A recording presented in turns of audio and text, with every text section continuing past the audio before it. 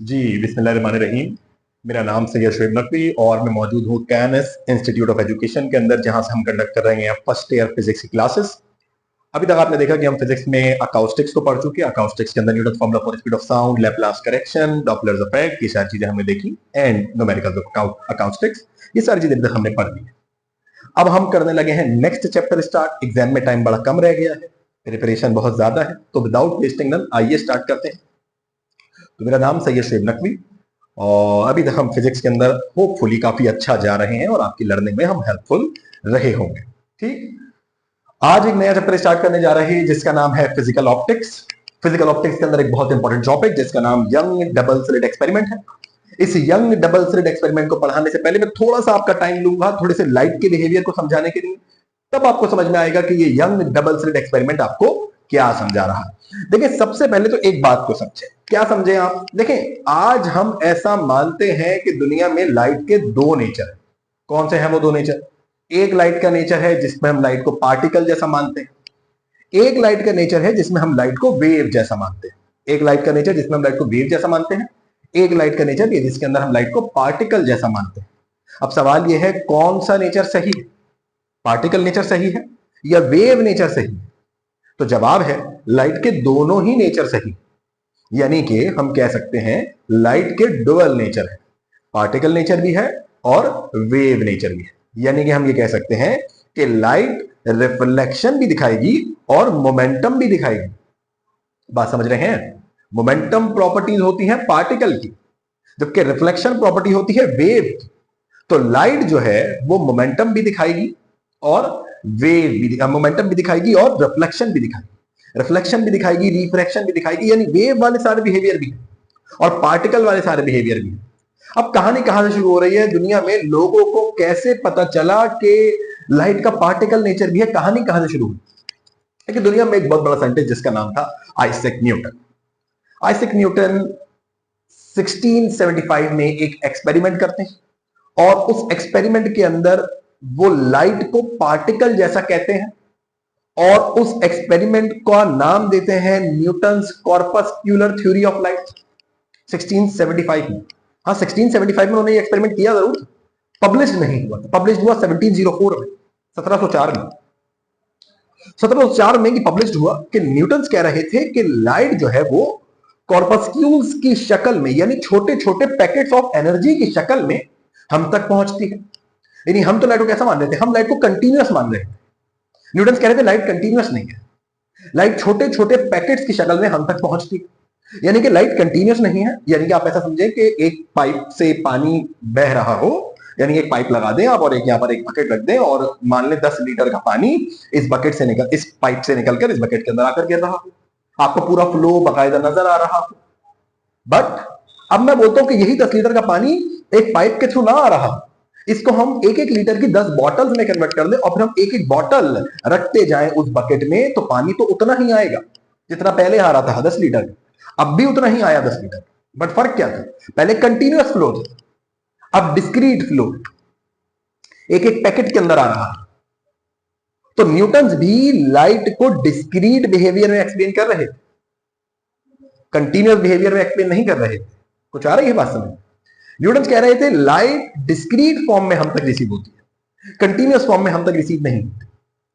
तो ये थ्योरी दी न्यूटन्स ने 1675 में, जो कि 1704 में जाके पब्लिश हुई।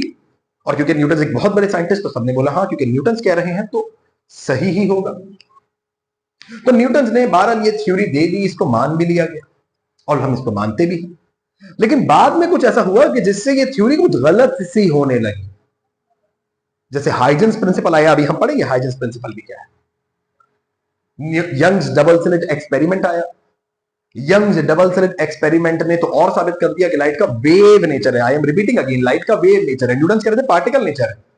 इस एक्सपेरिमेंट ने, जिस एक्सपेरिमेंट को हम आज पढ़ने लगे, ये तो और साबित कर रहा है कि लाइट का वेव नेचर है, पार्टिकल नेचर नहीं। अच्छा, ये वाला जो एक्सपेरिमेंट थॉमस यंग ने परफॉर्म किया, ये किया 1801 में, 1801 में ये एक्सपेरिमेंट परफॉर्म किया। यानी आप ऐसा कह सकते हैं न्यूटन की कॉर्पस्क्यूलर थ्योरी के तकरीबन 100 साल बाद, अप्रोक्सीमेट 100 साल बाद थॉमस यंग्स ने एक एक्सपेरिमेंट परफॉर्म करके ये प्रूव किया कि लाइट का वेव नेचर। लेकिन लाइट क्या है? लाइट को अगर हम बोलेंगे तो लाइट एक इलेक्ट्रोमैग्नेटिक वेव है। कैसे बनती है भाई ये इलेक्ट्रोमैग्नेटिक वेव? ये इलेक्ट्रोमैग्नेटिक वेव बनती है by vibrating electric and magnetic field. कैसे बनती है इलेक्ट्रोमैग्नेटिक वेव? मैकेनिकल वेव तो नहीं है ना लाइट, इलेक्ट्रोमैग्नेटिक वेव है। भाई आपसे मैं बोलूं मैकेनिकल वेव कैसे बनती है, अकाउस्टिक्स आप पढ़ कर आए, तो आप बोलेंगे कि सर साउंड वेव तो बनती है बाय वाइब्रेटिंग मीडियम, किसी भी मीडियम को वाइब्रेट करने से। लेकिन आपसे बोलो इलेक्ट्रोमैग्नेटिक वेव्स कैसे बनती है, तो यहां ये सवाल बहुत बड़ा है, क्योंकि इलेक्ट्रोमैग्नेटिक वेव उतने सिंपल वे में नहीं बनती जितनी मैकेनिकल वेव्स जितना आसानी से बन जाती है। इलेक्ट्रोमैग्नेटिक वेव्स बनती हैं by vibrating electric and magnetic field. जब इलेक्ट्रिक और मैग्नेटिक फील्ड एक दूसरे के परपेंडिकुलरली वर्क करेगी, वाइब्रेट करेगी, तो इलेक्ट्रोमैग्नेटिक वेव्स बनेगी। तो थॉमस यंग्स, बारल back to the topic, Thomas Young's क्या कह रहे हैं कि लाइट वेव है। कैसे कह रहे हैं? देखो मैं तुम्हें कुछ बातें बताऊं।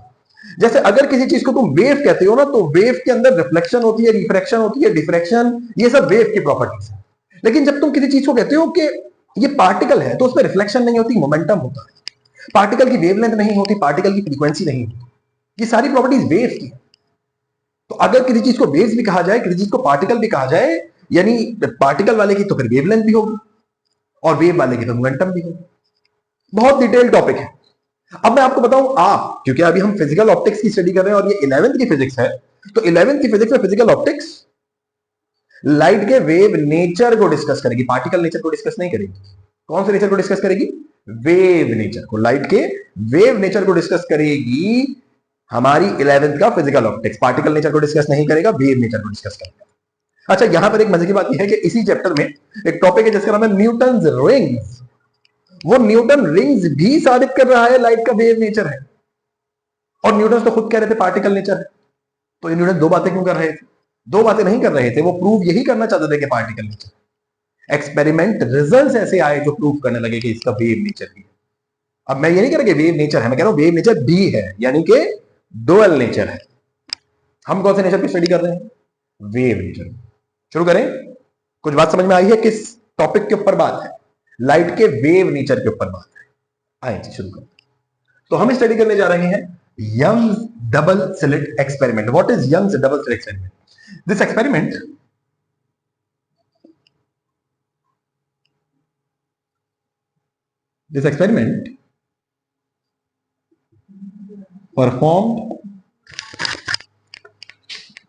performed by Thomas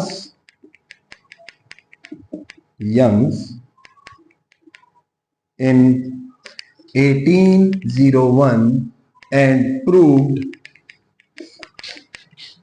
wave nature of light। चलो जी समझे थॉमस यंग ने क्या किया। कोई मुश्किल बात नहीं है, आसान सी बात। देखो लेट से तुम अगर मेरे साथ तुम ये लेक्चर पूरा समझते हो, तुम्हें यंग डबल स्लिट एक्सपेरिमेंट की कोई एक ऐसी चीज नहीं होगी जो तुम्हें ना समझ में, सब समझ में आ जाएगा।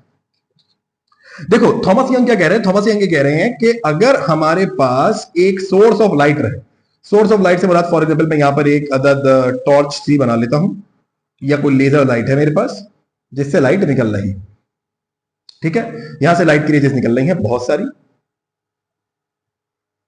सारी लाइट की रेजेस इस तरीके से इससे बाहर की तरफ जा रही है। अच्छा, मुझे जो लाइट रखनी है वो मुझे रखनी है मोनोक्रोमैटिक। मुझे लाइट कैसी रखनी है? मोनोक्रोमैटिक। मोनो का मतलब होता है एक, क्रोमैटिक का मतलब होता है कलर। एक कलर की लाइट रखनी है, यानी अलग अलग कलर की लाइट नहीं रहने वाली, एक कलर की लाइट रहेगी। कोई भी एक कलर की लाइट ले लेंगे, लेजर ले लो, लेजर की एक कलर की लाइट होती है। अब वो क्योंकि मल्टीपल डायरेक्शन में जा रही होगी लाइट, अगर आप एक बल्ब लेते हो तो बल्ब से रोशनी जो निकलती है मल्टीपल डायरेक्शन में जा रही होती है ना, तो हम यहां पर क्या करते हैं, हम यहां पर एक अदद, बहुत सारे एक्सपेरिमेंट में इस कॉन्वेक्स मिरर को नहीं शो करते, कोई मसला नहीं है, नहीं शो करते। मैं आपको सिर्फ वजह बता रहा हूं ये क्यों रख रहे हैं हम यहां पर। ये जो कॉन्वेक्स मिरर यहां पर हमने रखा है, इसका काम क्या है कि जब रेजेस इससे निकले तो आपको पता है कि ये इसको इस डायरेक्शन के अंदर, सेम डायरेक्शन के अंदर ट्रेवल कर रहा है, ठीक है, सेम डायरेक्शन के अंदर ये इसको क्या करा दे, ट्रेवल करा दे कॉन्वेक्स लेंस से। भाई कॉन्वेक्स लेंस रख दिया यहां पर हमने, सेम डायरेक्शन के अंदर ये रेजेस को क्या करा देगा, ट्रेवल करा देगा। यहां से रेजेस आएंगे अलग डायरेक्शन में, और आपको पता है ना ये ऐसे आके कोलाइड करते तो पैरेलल टू प्रिंसिपल एक्सिस जाता है। ऑप्टिक्स थोड़ी पढ़ रहे हैं, 10th में पढ़कर आए हो तुम optics. Parallel to principal axis ये चला जाएगा, जो प्रिंसिपल एक्सिस पर आया वो भी सीधा चला जाएगा। अब हमने क्या किया, हमने यहां पर एक समझ लो एक कार्डबोर्ड लिया हमने ना, एक बड़ा सा कार्डबोर्ड लिया, बहुत समझना नहीं, एक बड़ा सा कार्डबोर्ड लेकर आए। लाइट आ रही है, इधर से लाइट चलती हुई आ रही है, लाइट चलती हुई आ रही है, हम एक बड़ा सा कार्डबोर्ड लेकर आए। और हमने क्या किया, हमने ये इसको 2 डायमेंशनल में सोचना, वन डायमेंशन में नहीं सोचना, टू डायमेंशन में सोचना। एक बड़ा सा हम कार्डबोर्ड लेकर आए और हमने क्या किया, हमने उस कार्डबोर्ड पर दो सुराख कर दिए। लेट्स से ये दो कार्डबोर्ड छोड़ो, उस पर ऐसे हमने सीधी लाइन की। एक बड़ा सा कार्डबोर्ड था, उस पर हमने दो ऐसी सीधी लाइन की और इन दो कार्डबोर्ड के दरमियान का ये जो हमने दो सीधी लाइन खींची है, इसके दरमियान की स्पेसिंग बहुत कम है। यानी अगर मेरे पास एक कार्डबोर्ड इस तरीके का था ना, तो मैंने जो दो लाइंस खींची होंगी मैंने बिल्कुल ऐसे खींची होंगी, बिल्कुल इस तरीके से कि इनके दरमियान की स्पेसिंग बहुत कम। यहां तो देखो विजुअल्स क्रिएट करना है ना, समझने के लिए तो हम थोड़ी सी स्पेसिंग ज्यादा बता रहे हैं, बट रियलिटी में ये डिस्टेंस बहुत कम होगा। ये डिस्टेंस बहुत कम होगा, फ्रैक्शंस ऑफ मिलीमीटर के अंदर, बहुत कम। समझ में आ रही है बात? ये वाला डिस्टेंस इन दो सड़क, ये इधर तो बड़ा सा नजर आ रहा है, लेकिन एक्चुअली में ये बहुत छोटा सा डिस्टेंस रहने वाला है। तो इन्होंने यहां पर इसको रख लिया, ठीक, और फिर उन्होंने यहां पर एक अदद स्क्रीन को रख लिया। यहां पर हमने क्या रख लिया, एक अदद, यहां पर हमने एक अदद स्क्रीन रख ली। हुआ क्या, होना क्या चाहिए था? अब सुनना मेरी बात को। देखो अभी ये 1801 की बात हो रही है, यानी थॉमस यंग्स को तो ये पता है कि न्यूटन ये कह के गए लाइट पार्टिकल है। थॉमस यंग्स तो अपना एक्सपेरिमेंट कर रहे हैं, लेकिन अभी तक प्रीवियस नॉलेज क्या है? प्रीवियस नॉलेज तो ये है कि भाई लाइट पार्टिकल है। अब होना क्या चाहिए कि देखो मान लो कि दो स्लिट्स हम ऐसे सीधी दो स्लिट्स रखें और दो पार्टिकल उससे ऐसे सीधे सीधे जाएं, दो पार्टिकल उससे बिल्कुल ऐसे सीधे सीधे जाएं। तो होना क्या चाहिए कि जहां पर स्पेसिंग है, अगर यहां पर गैप है और यहां पर गैप है, तो दोनों पार्टिकल को ऐसे सीधे जाके उसी डायरेक्शन में हिट करना चाहिए। यानी कि लेट से कि इस पार्टिकल को यहां पर आके हिट करना चाहिए। लाइट तो पार्टिकल कह रहे थे ना न्यूटन, और इसको यहां पर आके हिट करना चाहिए। मतलब एक पार्टिकल यहां से निकला इधर आ गया, एक पार्टिकल यहां से निकला इधर आ गया। सही, ये होना चाहिए था। मतलब लाइट जो पड़ती वो यहां पड़ती और यहां पड़ती, ये सारा रीजन डार्क रहता, ये सारा रीजन डार्क रहता, ये सारा रीजन भी डार्क रहता। सिर्फ ब्राइट रीजन कौन सा वाला होता है? ये वाला रीजन ब्राइट होता है, ये वाला रीजन ब्राइट होता है। ये ब्राइट होना चाहिए था, ये ब्राइट होना चाहिए था, ये डार्क, ये डार्क, ये डार्क। ये ऐसे होना चाहिए था, नहीं होना चाहिए था? ऐसा होना चाहिए था कि नहीं होना चाहिए था? ऐसा होना चाहिए था, बट ऐसा हुआ नहीं। हुआ कुछ इससे उल्टा, हुआ कुछ ऐसा कि ये, अब इसको छोड़ो, क्या हुआ, ये स्लिट से जब लाइट निकली ना, तो ये पहली सेंटर में ब्राइट फ्रिंज बनी, फिर ये डार्क फ्रिंज बनी, इन्होंने मेंशन नहीं किया था। डार्क, फिर ब्राइट बनी, फिर डार्क, फिर ब्राइट बनी, उससे ऊपर फिर डार्क, ये ब्राइट, ये डार्क, फिर यहां ब्राइट। मतलब ऑल्टरनेटिव डार्क और ब्राइट फ्रिंजेस बनी, यानी alternative dark and bright patterns बनते हुए नजर आए। मतलब मान लो कि यहां पर कलर नजर आया, यहां पर डार्क हो गया, फिर यहां पर कलर नजर आया, यहां पर फिर डार्क हो गया, यहां पर फिर कलर नजर आया, फिर डार्क हो गया। ऐसा क्यों हो रहा था? मतलब कि होना तो यह चाहिए था कि लाइट एक जगह पड़ती और उसके बाद फिर सराउंडिंग का सारा रीजन डार्क रहता, लेकिन सराउंडिंग का सारा रीजन डार्क नहीं रह रहा था। Alternative dark and bright fringes बन रहे हैं। क्या कह रहा हूं मैं? Alternative dark and bright fringes बन रहे हैं, यानी कि ये ब्राइट के बाद डार्क, फिर ब्राइट, फिर डार्क, फिर ब्राइट, फिर डार्क। इस तरीके से alternative bright and dark fringes हमें ऑब्टेन हुए। तो ये तो पार्टिकल का बिहेवियर ही नहीं है। मतलब होना तो ये चाहिए था कि भाई यहां पर लाइट पड़ती और बाकी सब डार्क रहता, लेकिन ऐसा तो नहीं हो रहा है। पहले बीच में इसको हम, इस सेंटर को हम सेंट्रल मैक्सिमम कहते हैं। क्यों कहते हैं ये बात भी करेंगे। यहां पर सेंट्रल मैक्सिमम पे ब्राइट फ्रिंज, फिर डार्क, फिर ब्राइट, फिर डार्क, फिर ब्राइट, फिर डार्क, फिर ब्राइट। इस तरीके से ऑल्टरनेटिव पैटर्न्स ऑब्टेन हुए। नाउ अब क्वेश्चन खड़ा हुआ कि भाई ऐसा क्यों हो रहा है? ऐसा क्यों हो रहा है कि ये लाइट हमें इस तरीके का बिहेवियर दिखा रही है, जबकि लाइट को तो हमें ऐसा बिहेवियर दिखाना चाहिए था। तो आइए जी समझते हैं ऐसा क्यों हो रहा था। आओ जरा देखो क्या हुआ। देखो हुआ कुछ ये कि सबसे पहले जो है ना, कि हमने हाइजेंस की प्रिंसिपल को पढ़ा है। हाइजेंस कहता है कि जब भी लाइट डिफ्रैक्ट होती है, यानी यहां से लाइट डिफ्रैक्ट हो, तो यहां से निकलने के बाद लाइट जो है ना वो इस तरीके से ट्रेवल करेगी। चलो आसान लफ्जों में समझाते हैं, इस तरह ट्रेवल करेगी लाइट। यहां से निकलने के बाद भी लाइट इस तरह ट्रेवल करेगी। कुछ आ रही है बात समझ में? यहां से ऐसे और इधर से ऐसे। यानी पानी की वेव कैसे ट्रेवल करती है? पानी कैसे चलता है? तुमने किसी दो स्लिट्स को, मान लो कोई तुमने ऑब्स्टिकल लगाया, उसके बीच में कोई सुराख था, तो उससे पानी की कैसी वेव्स बनेगी? पानी की वेव ऐसे सर्कुलर सी वेव्स बनेगी ना, ऐसी गोल गोल सी वेव्स बनता हो जाएगा पानी आगे। तो ऐसा ही हो रहा है कि जब लाइट यहां से निकली ना, तो ऐसी वेव्स बनी, ऐसी एक्सपेंड होती है। इधर से भी ऐसी वेव्स बनी और इधर से भी ऐसी वेव्स बनी। अब ये देखो, ये तुम्हें नजर आ रही है, ये वेव्स कहीं ना कहीं इंटरफेयर कर रही है। ये वेव इससे इंटरफेयर कर रही है, ये इससे, ये। तो ये वेव कहीं कहीं कंस्ट्रक्टिवली इंटरफेयर कर रही है और कहीं कहीं डिस्ट्रक्टिवली इंटरफेयर कर रही है, कहीं कहीं कंस्ट्रक्टिवली इंटरफेयर कर रही है और कहीं कहीं डिस्ट्रक्टिवली इंटरफेयर कर रही है। और जहां पर कंस्ट्रक्टिवली इंटरफेयर कर रही है वहां ब्राइट फ्रिंज बन रही है, यानी ब्राइट स्पॉट बन रहा है, और जहां पर डिस्ट्रक्टिवली इंटरफेयर कर रही है वहां पर डार्क स्पॉट बन रहा है। जहां कंस्ट्रक्टिवली इंटरफेयर कर रही है वहां ब्राइट स्पॉट, जहां डिस्ट्रक्टिवली इंटरफेयर कर रही है वहां डार्क स्पॉट। अब आ रही है बात समझ में, क्यों ऑल्टरनेटिव डार्क ब्राइट, यहां ब्राइट मिल गया, फिर यहां डार्क मिल गया, फिर यहां ब्राइट मिल गया, फिर यहां डार्क, फिर ब्राइट। इस तरीके से डार्क ब्राइट के ऑल्टरनेटिव पैटर्न्स बनते हुए नजर आए। क्यों नजर आए कि जब लाइट यहां से निकलेगी ना तो इस तरीके से टकरा के ऐसे एक्सपेंड करेगी, तो कुछ वेव्स कंस्ट्रक्टिवली इंटरफेयर करेगी, वो ब्राइट फ्रिंज बना देगी, और कुछ वेव डिस्ट्रक्टिवली इंटरफेयर करेगी, वो डार्क फ्रिंज बना देगी। अच्छा, ये ब्राइट का भी इंटेंसिटी सबका सेम नहीं होगा, यानी ये जो सेंट्रल मैक्सिमम पर ब्राइट होगी इसकी इंटेंसिटी बहुत ज्यादा, अगर मान लो रेड कलर की लाइट है तो सबसे ज्यादा डार्क रेड यहां होगा, उसके बाद इससे ऊपर थोड़ा डल रेड, फिर उससे ऊपर और थोड़ा डल रेड, और कम कम होता चला जाएगा। कुछ आ रही है बात समझ में? कॉपी करो इसको, अभी पूरा समझाएंगे। कर दो कॉपी इसको जल्दी से, पॉज करेंगे, कॉपी करेंगे।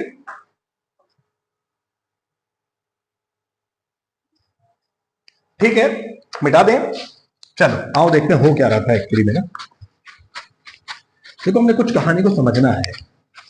हमें समझ में आया कि भाई ये alternative dark and bright fringes क्यों बन रही थी, क्योंकि कहीं पर कंस्ट्रक्टिव इंटरफेरेंस हो रही थी और कहीं पर डिस्ट्रक्टिव इंटरफेरेंस हो रही थी। तो आपने सबसे पहले समझना है कि पाथ डिफरेंस क्या होता है। आप सबसे पहले समझें कि what is mean bye path difference. देखो, थोड़ा सा मैं आराम आराम से पढ़ा रहा हूं ताकि तुम्हें समझ में आ जाए। एक दफा लेक्चर देख लो, एक दफा में समझ में आ जाएगा, बाद में देखने की जरूरत नहीं, थोड़ा सा लॉजिकली रहेंगे। तो पाथ डिफरेंस क्या होता है? अरे भाई देखो, मान लो कि दो लोग हैं, एक यहां से चल के यहां पहुंचा, ठीक है, एक ने यहां से चलना शुरू किया और वो यहां पहुंचा, दोनों पहुंचे तो सेम पॉइंट पर, लेकिन इस वाले ने इसके मुकाबले में ये डिस्टेंस जो है ये ज्यादा तय किया। ऐसा ही है कि नहीं है? ये वाला डिस्टेंस ज्यादा तय किया ना, तो ये वाला डिस्टेंस जो ज्यादा तय किया ये कहलाता है पाथ डिफरेंस। जो ज्यादा डिस्टेंस, मतलब मान लो कि पहली वाली वेव जहां से निकलकर अपने पॉइंट डेस्टिनेशन पॉइंट पे पहुंची, दूसरी वाली वेव भी जहां से निकलकर यहां तक पहुंची, अगर तो उन दोनों ने सेम ही डिस्टेंस ट्रेवल किया तो कोई पाथ डिफरेंस नहीं है। लेकिन अगर उन्होंने पहली वाली वेव ने या दूसरी वाली वेव ने डिस्टेंस ज्यादा ट्रेवल कर दिया तो कहीं ना कहीं पाथ डिफरेंस क्रिएट हो जाएगा। ठीक, तो हम क्या कह रहे हैं, क्या होता है पाथ डिफरेंस? जरा यहां गौर से समझना। पाथ डिफरेंस है distance difference of distance travel by two rays of light, by two rays of light. इसको हम रिप्रेजेंट करते हैं डेल्टा एस से। आपकी बुक डेल्टा एस से रिप्रेजेंट करिए तो हम भी डेल्टा एस ही कह देंगे, कोई मसले वाली बात नहीं है। ठीक, चलो जरा यहां देखना होगा क्या, हमने थोड़ा गौर से समझना है। अब मैं कुछ आपको इलस्ट्रेशन करके दिखा रहा हूं तो उसको जरा गौर समझेंगे। मान लें कि ये मेरी दो स्लेट है जहां से लाइट निकलना है। ये मेरा S1 है, ये मेरा S2 है, ये मेरे पास स्क्रीन है।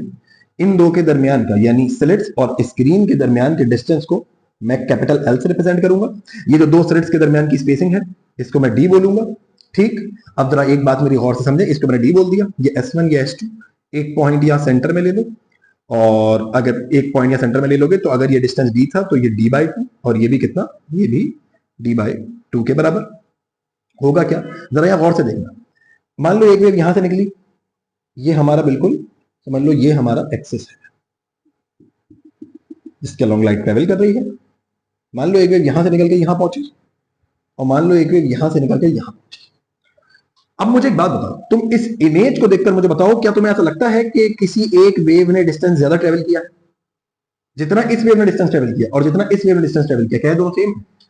क्या विजुअल सही बन रहे हैं, नजर आ रहा है इतना? हाँ जी, जितना इस वाली वेव ने डिस्टेंस ट्रेवल किया और जितना इस वाली वेव ने डिस्टेंस ट्रेवल किया, क्या ये दोनों डिस्टेंस सेम है? तो आप बोलेंगे हाँ ये डिस्टेंस सेम है। तो अगर डिस्टेंस सेम है तो पाथ डिफरेंस कितना हुआ? पाथ डिफरेंस हुआ 0। पाथ डिफरेंस कितना हुआ? 0। अच्छा, एक बात याद रखना, जो हमारी लाइट की वेवलेंथ होगी, क्या बोल रहा हूं मैं, जो हमारी लाइट की वेवलेंथ होगी और ये जो स्लिट्स के दरमियान की स्पेसिंग होगी, ये स्पेसिंग, ये वेवलेंथ और स्पेसिंग ये तकरीबन बराबर होगी। ये वेवलेंथ और ये स्पेसिंग ये तकरीबन बराबर होंगी। और ये जो डी है ये तो बहुत बड़ा होगा वेवलेंथ के मुकाबले में, ये डी तो वेवलेंथ के मुकाबले में बहुत बड़ा होगा। बट ये जो वाली जो स्पेसिंग है ना, ये स्पेसिंग ये तकरीबन लाइट की वेवलेंथ के बराबर होगी। ये डिस्टेंस तकरीबन लाइट की वेवलेंथ के ही बराबर होगा। क्या यहां तक की बात समझ में आती है? इसमें कोई मतलब वाली बात नहीं है। ये स्पेसिंग तकरीबन लाइट की वेवलेंथ के ही बराबर। अब याद रखिए क्या होना चाहिए कंस्ट्रक्टिव इंटरफेरेंस के लिए। देखिए ये कंस्ट्रक्टिवली इंटरफेयर करेगी, ब्राइट स्पॉट क्रिएट होगा। कंस्ट्रक्टिवली इंटरफेरेंस कब होती है? यानी कंस्ट्रक्टिव इंटरफेरेंस के लिए शर्त यह है, कंस्ट्रक्टिव इंटरफेरेंस के लिए शर्त यह है कि या तो हमारा जो एस है यानी कि जो पाथ डिफरेंस है या तो वो 0 हो, या वो लैम्डा हो, या वो 2 लैम्डा हो, या वो 3 लैम्डा हो, या वो 4 लैम्डा हो, ऑनवर्ड ऐसे चलता रहे। यानी कि मैं इसको बोलूं कि वो m लैम्डा हो, और m जो है वो क्या हो सकता है? वो सकता है 0 1 2 3 4 एंड ऑनवर्ड्स। क्या हो सकता है? m लैम्डा के बराबर। पाथ डिफरेंस कितना हो सकता है? m लैम्डा के बराबर। व्हाट इज, देखो यहां 1 लगा दो तो ये बन जाएगा, 0 लगा दो तो ये बन जाएगा, m के बजाय 2 लगा दो तो ये बन जाएगा, m के बजाय 3 लगा दो तो ये बन जाएगा। अगर पाथ डिफरेंस इतना है, अरे मैं देखो यहां पर जिन्हें बनाया था, यहां पर पाथ डिफरेंस कितना है? 0। ठीक, ये वाला बना। अगला जो ब्राइट स्पॉट बनेगा उस पर पाथ डिफरेंस कितना होगा? डेल्टा एस बराबर होगा लैम्डा के। ये उससे अगला जो बनेगा उस पर कितना होगा? उस पर होगा 2 लैम्डा। उससे अगला जो बनेगा उस पर कितना होगा? 3 लैम्डा। पूछा रही है बात समझ में? और अगर डिस्ट्रक्टिव इंटरफेरेंस हो, क्या नजर आएगा यहां लिखूंगा तो? हाँ नजर तो आएगा। अगर डिस्ट्रक्टिव इंटरफेरेंस हो तो डिस्ट्रक्टिव इंटरफेरेंस पे क्या होगा कि डिस्ट्रक्टिव इंटरफेरेंस पे ये पाथ डिफरेंस कुछ ऐसा होगा, S is equal to m plus 1/2 lambda. और यहां पर भी m ऐसे ही होगा, 0 1 2 3 एंड 4 एंड ऑनवर्ड्स। अगर आप यहां m के बजाय 0 रखें तो 1/2 लैम्डा बनेगा। अगर आप यहां 1 रखें तो 2 1 2 2 प्लस 1 3/2 लैम्डा बनेगा। अगर यहां 2 रखोगे तो क्या होगा? देखो अगर यहां 1 रखो तो 1 प्लस 1/2 कितना हो जाएगा? 2 यहां मल्टीप्लाई कराओ, 2 प्लस 1/2 बिकेम 3/2 लैम्डा। ये लैम्डा तो बाहर मल्टीप्लाई हो रहा है। इस तरीके से अगर 2 रखोगे तो 5/2 लैम्डा, 7/2 लैम्डा। तो ये odd multiples of lambda by 2 अगर मिल रहे हैं, odd multiples of lambda by 2 मिल रहे हैं तो डिस्ट्रक्टिव इंटरफेरेंस हो रही है। m लैम्डा मिल रहा है 1 2 3 4 लैम्डा, तो कंस्ट्रक्टिव इंटरफेरेंस हो रही है। अच्छा अगर आपको याद हो कि अकाउस्टिक्स के अंदर पीछे हमने फेजेस के डिफरेंस को भी देखा था, लेकिन यहां पर फेजेस का डिफरेंस नहीं है। अच्छा मुझे मैं एक बात और बता दूं कि यहां पर जो ये दो वेव्स रहेंगी वो सेम फेज में होंगी, यानी उनके अंदर दोनों फेज इनके स्टेट में होंगी। ये भी आप याद रखिए। फेजेस तो पता है ना क्या होता है? कोई एंगल का डिफरेंस नहीं होगा दोनों वेव्स के दरमियान। जब हम कह रहे हैं फेज इन स्टेट में होंगी, इसका मतलब है कोई एंगल का डिफरेंस दो वेव्स के दरमियान में नहीं होगा। दोनों वेव्स सेम एंगल से ट्रेवल कर रही होंगी। कोहेरेंट वेव्स है मान, या तो कोहेरेंट तो हम कहते हैं या तो फेज डिफरेंस ना हो या कांस्टेंट फेज डिफरेंस हो, ऐसा रहने वाला है। तो बहरहाल मैंने बोला ये ब्राइट स्पॉट डार्क स्पॉट क्यों बन रहा है? क्योंकि कहीं वेव्स कंस्ट्रक्टिवली इंटरफेयर कर रही हैं, कहीं डिस्ट्रक्टिवली इंटरफेयर कर रही हैं। कंस्ट्रक्टिवली इंटरफेयर कहां करेंगी? जहां पाथ डिफरेंस इतना हो। डिस्ट्रक्टिवली इंटरफेयर कहां करेंगी? जहां पाथ डिफरेंस इतना। क्या मेरी बात समझ में आ रही है? अगर तुम्हें यहां तक की बात समझ में आ रही है तो बहुत जबरदस्त बात है। इसको कॉपी करो, आगे चलेंगे। जल्दी से कॉपी करो। आज माशाल्लाह से हमारे यहां कराची में है पहला रमजान और तारीख है आज वही 19 फरवरी।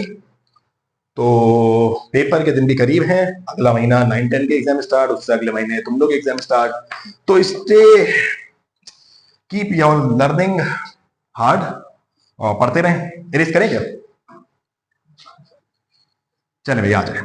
कंस्ट्रक्टिव इंटरफेरेंस और डिस्ट्रक्टिव इंटरफेरेंस। तो क्या समझ में आया? जब वेव्स कंस्ट्रक्टिवली इंटरफेयर करेंगी तो जो हमारी पाथ डिफरेंस रहेगा वो कितना रहेगा? जो पाथ डिफरेंस रहेगा हमारा वो या तो 0 होगा, या 1 लैम्डा, या 2 लैम्डा, या 3 लैम्डा, या 4 लैम्डा ऑनवर्ड्स। और अगर डिस्ट्रक्टिवली इंटरफेयर करेंगी तो m प्लस 1/2 लैम्डा के ही आप सीक्वेंस बनाते चले जाएं तो वो डिस्ट्रक्टिवली इंटरफेयर करेंगे। नाउ द थिंग इज कि पाथ डिफरेंस निकालें कैसे? चलो इसी डायग्राम को अब देखो, ये तो एक ब्राइट स्पॉट बना। अब मैं कहता हूं कि सब कुछ सेम है, सारी चीजें हमारी सेम ही है, लेकिन अब मैं कहता हूं कि जो वेव बनेगी वो अब जो ब्राइट फ्रिंज दूसरी बनेगी वो तो उससे ऊपर यहां बनेगी। तो मैं कहता हूं ये तो मेरा चलो एक्सेस था, ठीक है।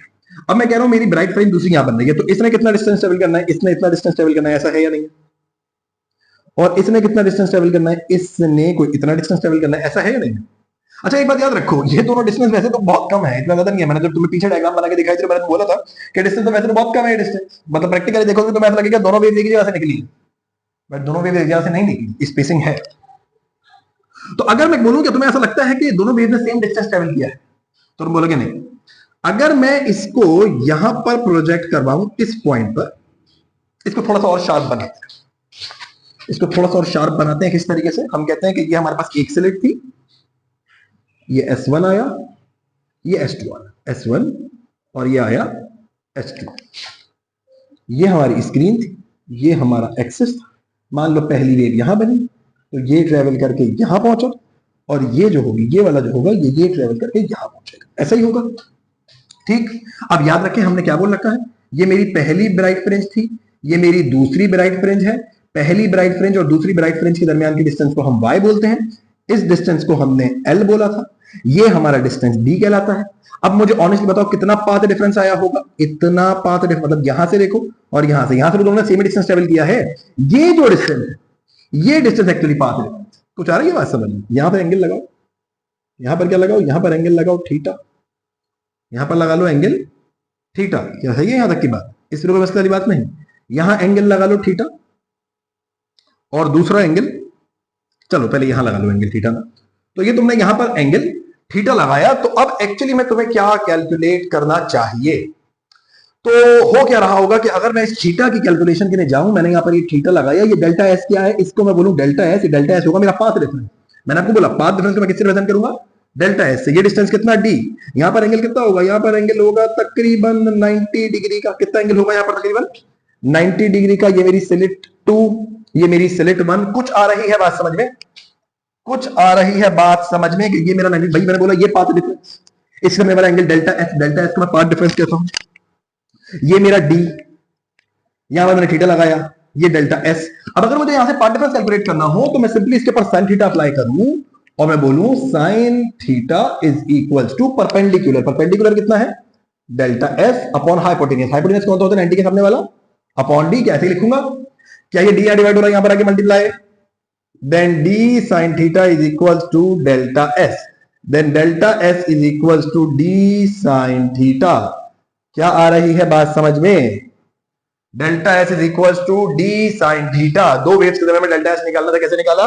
डी साइन थीटा से। कुछ आई बात समझ में? अब अगर मैं इसको कंस्ट्रक्टिवली इंटरफेरेंस की बात करूं, for constructive interference,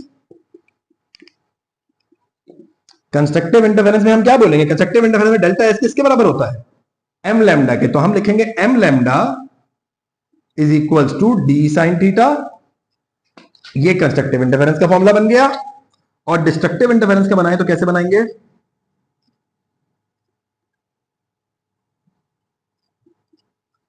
destructive interference का बनाए तो हम बोलेंगे डिस्ट्रक्टिव इंटरफेरेंस में पाथ डिफरेंस होता है m प्लस 1/2 लैम्डा।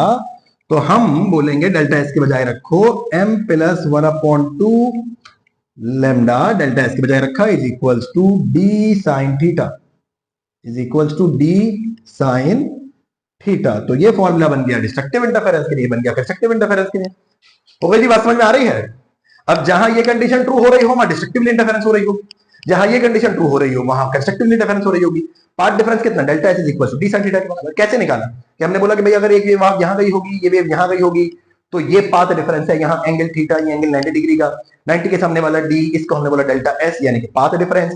थीटा के सामने वाला परपेंडिकुलर या हाइपोटेनियस, साइन थीटा होता है perpendicular upon hypotenuse, then sine theta is equal to D sine theta, delta S is equal to D sine theta. Constructive interference के लिए path difference m lambda compare किया, destructive interference के लिए delta S m plus 1/2 lambda compare किया, और ये हमारे पास फॉर्मूला बन गया कंस्ट्रक्टिव इंटरफेरेंस और डिस्ट्रक्टिव इंटरफेरेंस में YDSC के अंदर। इसको हम कहते हैं YDSE, Young's double slit experiment.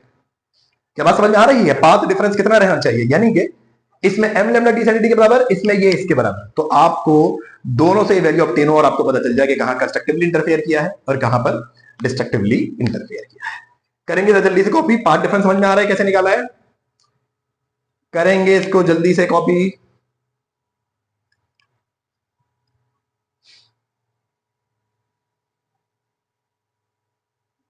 ठीक है, यहां तक तो कोई सवाल नहीं? क्या इतनी बात समझ में आती है? मिटा दें। चलो जी, बहुत जबरदस्त, हमें समझ में आ गया पाथ डिफरेंस तो कैसे कैलकुलेट करना है दो फ्रिंजेस के दरमियान में। अब अगर मुझे ये कैलकुलेट करना हो कि कितना डिस्टेंस है दो ब्राइट फ्रिंजेस के दरमियान में, यानी ये y अगर मुझे निकालना हो, या कितना डिस्टेंस है दो डार्क फ्रिंजेस के दरमियान, तो मैं क्या कैसे कैलकुलेट करूंगा? सबसे पहले आप ये सपोज करें कि यहां से ये जो मेरा सेंट्रल पॉइंट था, ये जो मेरा सेंट्रल पॉइंट था, अच्छा ये जो मुझे यहां पर मेरी पहली ब्राइट फ्रिंज मिलती है, ये जो मेरी फर्स्ट ब्राइट फ्रिंज होती है, अच्छा फ्रिंज बोल लो, स्क्वाड बोल लो, ये जो पहला ब्राइट फ्रिंज होता है, इसको मैं कहता हूं फर्स्ट मैक्सिमा, फर्स्ट मैक्सिमा या सेंट्रल मैक्सिमा, फर्स्ट मैक्सिमा या सेंट्रल मैक्सिमा। और जो मेरी पहली डार्क फ्रिंज होती है, जो कि पहली डिस्ट्रक्टिव इंटरफेरेंस से बनती है, उसको मैं कहता हूं फर्स्ट मिनिमा। क्या कहते हैं? First minima. सेंट्रल मिनिमा तो हो नहीं सकता कि आपकी यहां पर जो पहला होगा पहला ब्राइट स्पॉट ही होगा ना, सेंट्रल मिनिमा कुछ नहीं होता। फर्स्ट मिनिमा आपको मिलेगा दो ब्राइट के बीच में, इसके बाद पर भी हम बात करेंगे। अगर मुझे कैलकुलेट करनी है spacing between two bright fringes, अगर मुझे कैलकुलेट करना है spacing between two bright fringes, तो कैसे करेंगे? इसको मिटा दूं, मिटा दूं? हाँ जी। अगर मुझे कैलकुलेट करनी है spacing between two bright fringes, अगर मुझे ये निकालनी हो spacing between two bright fringes, कैसे निकालूं? सबसे पहले ये देखो, ये ब्राइट स्पॉट सेंटर से कितना दूर है, तो हम बोलेंगे सेंटर से इतना दूर है, ऐसा ही है, सेंटर से इतना दूर है, यहां से ये एंगल थीटा बना, इतना दूर है ना। अच्छा अब मेरी एक बात सुनो, देखो यहां से अगर तुम देखो ना, यहां से इस जगह से अगर तुम खड़े होकर देखो, तो तुम्हें ऐसा लग रहा होगा कि ये दोनों रेज एक ही जगह से आ रही हैं। अगर तुम यहां से देखो, यहां से खड़े होकर, क्यों? देखो ये जो डिस्टेंस है ना L, ये इस स्पेसिंग है, यानी ये जो D है, ये जो L है, ये कई गुना बड़ा है इस स्पेसिंग D से, और ये जो Y है, ये भी कई गुना छोटी है इस स्पेसिंग L से, यानी ये L डिस्टेंस बहुत बड़ा है, ये स्पेसिंग तो वैसे ही बहुत कम। मैंने तुम्हें क्या बोला कि तुम इन दोनों सेलेक्ट, मैंने बोला था ना वो कार्ड शीट ले लो और दो लाइंस बनाओ उस पर जिनके दरमियान में स्पेसिंग बहुत कम रहे। जब तुम दो लाइंस बनाओगे जिनके दरमियान में स्पेसिंग बहुत कम रहेगी, तो तुम यहां से खड़े होकर देखो, तो ऐसा लगेगा दोनों वेव्स एक ही जगह से आ रही हैं, लेकिन दोनों वेव्स एक्चुअली में एक ही जगह से नहीं आ रही, दोनों वेव्स एक्चुअली में थोड़ा सा पार्ट डिफरेंस है। और दूसरी बड़ी इंपॉर्टेंट असम्पशन ये है कि ये जो दो के दरमियान का स्पेस है, ये जो एक स्लिट की स्पेसिंग है ना, ये स्पेसिंग कंपैरेबली इक्वल होगी लाइट के वेवलेंथ की, ये स्पेसिंग कंपैरेबली इक्वल होगी लाइट के वेवलेंथ के, ये भी बहुत बड़ा नहीं हो सकता, ये कंपैरेबली इक्वल होगा लाइट के वेवलेंथ की। बात समझ रहे हैं? तो देखो ये जो L है ये कई गुना बड़ा है D से, ये Y जो है ये कई गुना छोटा है इस L से। अब दी असम्पशन है कि देखो ये एंगल बहुत ही छोटा रहने वाला है। अगर मैं इसे कैलकुलेशन करूं, ये वाला angle, let's mark this point, चलो इसको मैं कह देता हूं O, इसको मैं कह देता हूं A, ये B का मतलब ब्राइट है भाई, सही से लिखा? बहुत गंदा सा लिखा, इसको भी लिखें सही, ब्राइट। इसको कह देता हूं A पॉइंट, और O A, इस पॉइंट को B कह रहा हूं, B मतलब ब्राइट नहीं है भाई, B मीनिंग के लिए मैंने कहा। O A और B, अगर मैं कंसीडर करूं ट्रायंगल O A और B को, दो फ्रिंजेस के दरमियान की स्पेसिंग, यानी ये Y की कैलकुलेशन है, कंसीडर ट्रायंगल O A और B, तो इसके अंदर अगर मैं टेंजेंट थीटा अप्लाई करूं, तो टेंजेंट थीटा अप्लाई करने से टेंजेंट थीटा क्या होता है? Perpendicular upon base.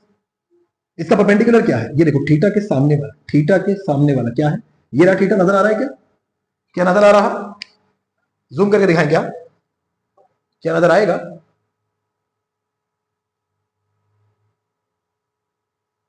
ये देखो, ये जो थीटा है, ये थीटा, इस थीटा के ये सामने वाला परपेंडिकुलर, और इस थीटा के लिए ये बेस, ऐसा है या नहीं? इस थीटा के लिए ये बेस, ये पूरा परपेंडिकुलर। तो अब अगर मैं इसके ऊपर टेंजेंट थीटा अप्लाई करता हूं, तो टेंजेंट थीटा अप्लाई करने से हमें क्या फॉर्मुलेशन मिलेगी, इसको हम देख लेते हैं। ठीक है, चलो तो जब टेन अप्लाई करेंगे तो टेन होता है परपेंडिकुलर, यानी कि ये y upon base, base is this, ऐसा ही है। अच्छा याद रखना, since the theta is very small, क्योंकि थीटा बहुत छोटा है, एंगल बहुत छोटा है। अरे तुम्हें तो पता ही नहीं चलेगा दोनों वेव्स इतना करीब करीब होंगी, तो सोचो कि एंगल कितना छोटा हो। एंगल बहुत छोटा है। जब एंगल बहुत छोटा हो तो वहां हम साइन थीटा को अप्रोक्सीमेटली इक्वल कह सकते हैं टेंजेंट थीटा। जब एंगल बहुत छोटा हो तो हम साइन थीटा को अप्रोक्सीमेटली इक्वल कह सकते हैं टेंजेंट थीटा। याद है कि ये थीटा तो सेम ही होगा। जब थीटा बराबर ही एच बहुत छोटा तो तुम्हें बराबर, हमने साइन थीटा का फॉर्मूला क्या बनाया था? Delta S over D. क्या ये बनाया था? डेल्टा एस ओवर डी, ये बनाया था ना हमने। तो साइन थीटा बराबर डेल्टा एस ओवर डी के, टेंजेंट थीटा बराबर वाई ओवर एल के। हम क्या लिखेंगे? Delta S over D is equals to Y over L. क्या यही बनेगी फॉर्मुलेशन? बताओ भाई, क्या यही बनेगी? इसको ऐसे लिखें, that delta S is equals to D Y over L. क्या ऐसे लिख दें कि भाई ये डी डिवाइड हो रहा है, मल्टीप्लाई डी क्या है? ये वाला डिस्टेंस, वाई क्या है? ये वाला डिस्टेंस, एल क्या है? ये डिस्टेंस, स्लिट्स और स्क्रीन के दरमियान का डिस्टेंस एल, दो ब्राइट फ्रिंजेस के दरमियान का डिस्टेंस वाई, और ये डिस्टेंस ये मेरे पास। अब इसी को अगर मैं कंस्ट्रक्टिव इंटरफेरेंस के लिए बोलूं, कंस्ट्रक्टिव इंटरफेरेंस के लिए बोलूं, तो मुझे एक बात बताइए कि कंस्ट्रक्टिव इंटरफेरेंस में डेल्टा एस किसके बराबर? आप बोलेंगे एम लैम्डा के बराबर। 10 दफा बता दिया। डेल्टा एस में किसके बराबर? एम लैम्डा के बराबर। तो आप यहां डेल्टा एस के बजाय क्या रखेंगे? M lambda is equal to D Y over L. हमने किसका फॉर्मूला बनाना था? हमने वाई का फॉर्मूला बनाना था। ये एल यहां डिवाइड हो रहा है, यहां आके multiply, lambda L by D times M is equal to Y. बोलो ये होगा नहीं होगा? अरे ये होगा नहीं होगा? देखो ये एल यहां पर डिवाइड हो रहा है, यहां पर आके मल्टीप्लाई, डी यहां मल्टीप्लाई हो रहा है, यहां पर आके डिवाइड, डी यहां पर मल्टीप्लाई हो रहा है, यहां पर आके डिवाइड। एम तो यहां ऑलरेडी मल्टीप्लाई में था, एल यहां के मल्टीप्लाई हो गया, डी यहां के डिवाइड हो गया। वाई का फॉर्मूला क्या बना? M times L lambda by D. किसके लिए? कंस्ट्रक्टिव इंटरफेरेंस के लिए। कंस्ट्रक्टिव इंटरफेरेंस के लिए दो ब्राइट फ्रिंजेस के दरमियान की स्पेसिंग निकालनी हो, कितनी होगी? M L lambda by D. क्या ऐसी ही होगी? M L lambda by D. क्या आ रही है बात समझ में? कंस्ट्रक्टिव इंटरफेरेंस में y is equal to M lambda by D. आसान सी बात। क्या हम इसको, नजर आ रहा आपको सही से? चलें एक काम करते हैं, अब नजर आ रहा? किसका फॉर्मूला बनाया हमने? हमने फॉर्मूला बनाया, ये आसान करते हैं, इमेज हटा देते हैं थोड़ी देर के लिए। इसको बोलते हैं y is equal to M times L lambda by D. ये बन गया कंस्ट्रक्टिव इंटरफेरेंस के लिए फॉर्मूला। कंस्ट्रक्टिव इंटरफेरेंस के लिए तो हमने बोला था कि हमारा डेल्टा एस एम लैम्डा के बराबर होता है, और हमने इसको से पुट किया तो हमारे पता चल गया कि दो ब्राइट फ्रिंजेस के दरमियान का डिस्टेंस कितना होगा। दो ब्राइट फ्रिंजेस के दरमियान का डिस्टेंस कितना होगा? इतना। और डिस्ट्रक्टिव इंटरफेरेंस की बात करें क्या? सो डिस्ट्रक्टिव इंटरफेरेंस में क्या होगा?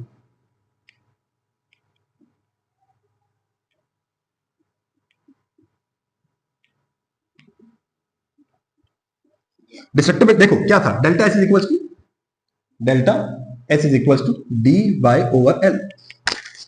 तो डेल्टा एस इसके बराबर डिस्ट्रक्टिव इंटरफेरेंस में एम प्लस 1/2 लैम्डा, यही बताया तुम्हें, इसके बजाय रखो M plus 1/2 lambda is equal to D Y over L. अब बना लो फॉर्मूला, क्या बनेगा? ये बनेगा M plus 1/2 lambda L by D is equal to Y, which means that y is equals to m plus 1/2 lambda l by d is equals to nothing।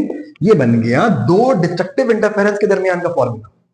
अगर मुझे दो कंसेक्यूटिव डार्क फ्रिंजेस के दरमियान, देखो दो कंसेक्यूटिव अगर destructive interference हुई हो, इसका मतलब दो डार्क फ्रिंजेस बनी है, तो अगर मुझे दो डार्क फ्रिंजेस के दरमियान की स्पेसिंग निकालनी हो तो formula is m plus 1/2 lambda l over d, lambda l over d। और अगर कंस्ट्रक्टिव इंटरफेरेंस के लिए बनानी हो m lambda over d, m l lambda by d। क्या बात समझ में आ रही है? दो कंस्ट्रक्टिव इंटरफेरेंस यानी दो ब्राइट फ्रिंजेस के दरमियान की स्पेसिंग इससे निकलेगी, दो डार्क फ्रिंजेस के दरमियान की स्पेसिंग इससे निकलेगी। क्या आ रही बात समझ में? कॉपी करेंगे इसको जल्दी से। क्या अच्छे से समझ में आ रहा है? What is mean by YDSC? Young's double slit experiment. Waves constructively interfere कर रही हैं, डिस्ट्रक्टिवली इंटरफेयर कर रही हैं। न्यूटन बोल लेते कॉर्पस क्यूज है, वो भी सही थे, वो भी गलत नहीं थे, बाद में साबित हो गया आइंस्टाइन के फोटो इलेक्ट्रिक इफेक्ट से साबित हुआ है कि लाइट के अंदर पार्टिकल होते हैं जिन्हीं को हम फोटॉन्स भी कहते हैं, सुन रखा होगा शायद तुमने। तो फोटॉन्स कहते हैं, साबित है, इसलिए तो हम कह रहे हैं डुअल नेचर है, दोनों है, वेव भी है और पार्टिकल भी है, दोनों रहने वाली है लाइट। क्या यहां तक की बात समझ में आ रही है? कंस्ट्रक्टिव इंटरफेरेंस और डिस्ट्रक्टिव इंटरफेरेंस, सही। अच्छा, तुम्हारे पेपर का सेक्शन सी बनता है इंजेक्टर्स 11, 12, 13 से, इनकी प्रिपरेशन अच्छे से करोगे तो तुम्हारे पेपर का सेक्शन सी बड़ी आसानी से हो जाएगा। सारे न्यूमेरिकल्स तुमने करा दिए हैं, कर लो प्रैक्टिस, जितनी प्रैक्टिस कर दोगे उतनी तुम्हारी आसानी। हाँ जी, सही है, y is equal to m lambda l by D और m plus 1/2 lambda l by D, ये बन गया कंस्ट्रक्टिव इंटरफेरेंस और ये बन गया डिस्ट्रक्टिव इंटरफेरेंस के बारे में फॉर्मूला। बहुत अच्छा हो गया, आगे चलें। हो गया, बिठा दें, चलो बेहतरीन। अब now let's calculate spacing between two bright fringe. अरे फॉर्मूला तो बना लिया, कैलकुलेट भी तो करें ना। बोलोगे सर यही तो कैलकुलेट किया है, नहीं, अभी देखो क्या होगा। Spacing between two bright fringes, two bright fringes के दरमियान के जरिए स्पेसिंग निकाले तो सही कितनी होती है? टू ब्राइट फ्रिंजेस के दरमियान की तरह स्पेसिंग निकाले तो सही। चलो लेट्स से कि पहली ब्राइट फ्रिंज के लिए तो m0 होता है, हम दूसरी ले लेते हैं, यानी कि हम 1 से स्टार्ट करते हैं। तो हम क्या करेंगे, हम बोलेंगे m is equal to 1 let's say, और हम बोलेंगे y is equal to 1 times l lambda over d, ऐसा ही होगा, यानी y is equal to l lambda by d, ये मिल गया। यानी ये जो मेरा पहला ब्राइट स्पॉट जो बनेगा, लेट्स से कि मेरा ये कि यहां बना, मैं इसको ऐसे बनाता हूं। ये डायग्राम सबने बना लिया, डायग्राम बहुत इंपॉर्टेंट है। क्या बिठा दो डायग्राम? इसमें तो कोई मसले वाली बात नहीं, बिठा दो। ये देखो, ये हुआ ना, बहुत ही खराब लाइन।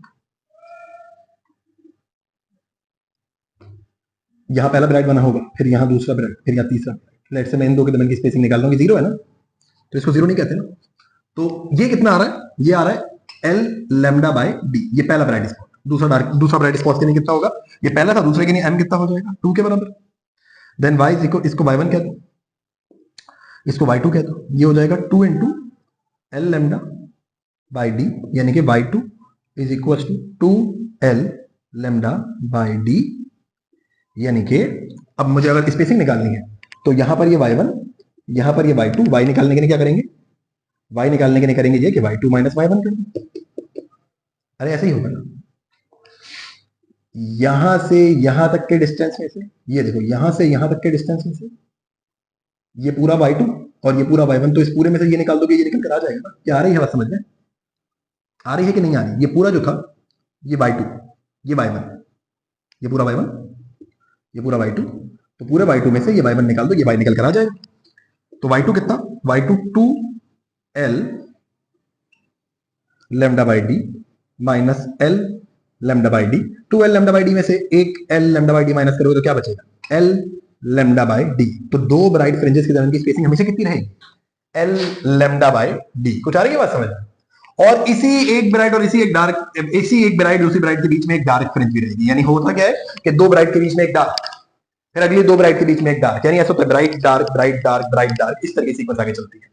अगर मैं तुम्हें बोलूं मुझे दो डार्क फ्रिंजेस के दरमियान की स्पेसिंग निकाल के दो, तो क्या कैलकुलेट कर दोगे? अगर तुम्हें कहूं कि दो डार्क फ्रिंजेस के दरमियान की स्पेसिंग निकाल के दो, तो क्या कैलकुलेट कर दोगे? चलो चेक करो, ट्राई करो। अगर तुमने खुद निकाल ली तो बहुत बेहतरीन, नहीं निकली तो हम तो हैं ही, करा देंगे। ट्राई करके देखो, खुद से पॉज करो, ट्राई करो। क्या किया? ट्राई कर रहे हैं, पॉज करके कर लो, वीडियो बहुत लंबी हो जाएगी।